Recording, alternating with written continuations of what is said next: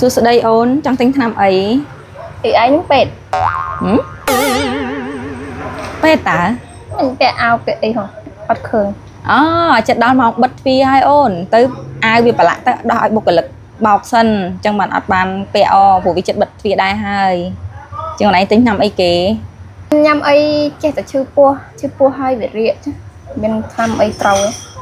អាសាអញ្ចឹងមែនចាអូនឯងធ្លាប់បញ្ចុះសិលល្អិតអត់ធ្លាប់ផងអញ្ចឹងអូនឯងបងមានថ្នាំបាត់រាកហើយអូនឯងគួរតែបញ្ចុះសិលល្អិតចោលខ្លះកុំទុកច្រើនពេកអូនហ្នឹងគេអត់សន្សំដូចលុយទេខ្ញុំខ្លាចវាជ្រុះហ៎ខ្លាចជ្រុះអស់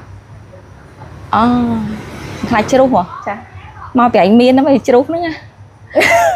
អញចាយទុកទៅអីឲ្យវានៅក្នុងពោះមែនតែខ្លាចទេ